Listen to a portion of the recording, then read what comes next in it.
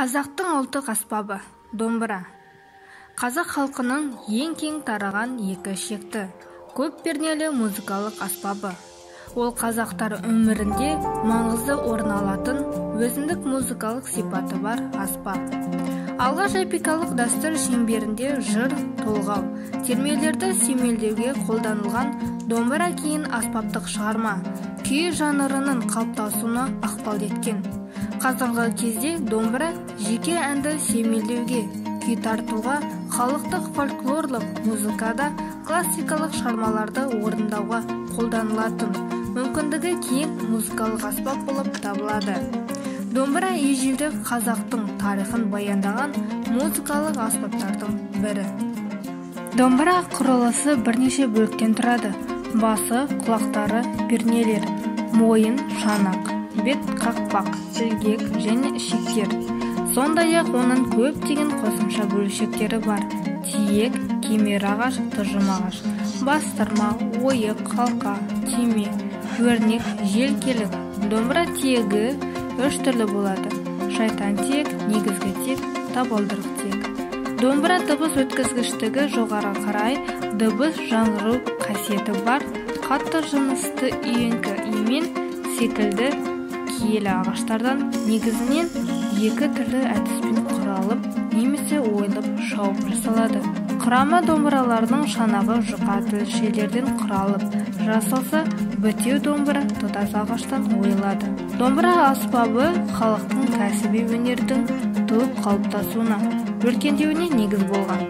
Байжігіт Құрманғазы, Дәулеткерей, Тәттімбет, Сейтек, Қазанғап, Сүгір, Тоқа тағы да басқа даңқты күйшілердің төкпе, шертпе күй дәстүрлерінің тууы, дамуы осы домбыра аспабымен тікелей байланысты.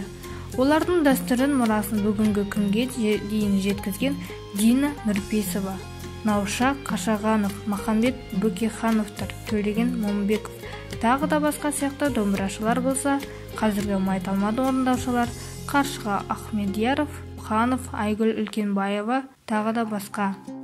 Домбыра тек күй тартуға ғана емес, ән айтқанда сүйемелдеу пішінде қолданылатын аспап. Біржан Сал, Ақан Сері, Жая Мұса, Мұхит, Мәди, Кенен Әзірбаев, Әмірі Қашаубаев, тағы да басқа белгілі әншілер домбыраның әнге әр беріп әншіге дүйме болатын дәлелдеді. Аңыз ертегілердің бірінде аспаптағы жоғарғы тиектің қалай пайда болғаны жайында айтылады. Жаумен шайқасып, одан соң алыс сапар шегіп, әбден қажырап келе жатқан батыр жолшыбай демалуға аялдайды. Сайдың ішіндегі саялы жерді жайғасып отырған соң талдан бір шыбық кесіп алады.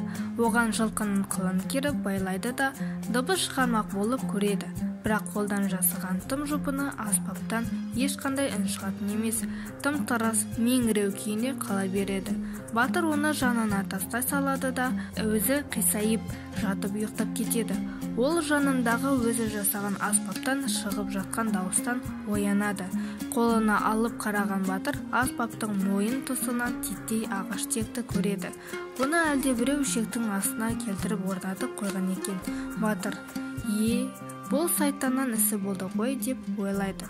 Бәлкім содан бері қалған сөз болса керек, халық арасында жоғарғы тиекті шайтан тиек деп атайды. Ішектің жылқының қылынан тағу жоғарғы тиектің болмауы көне аспаптардағы тән сипат.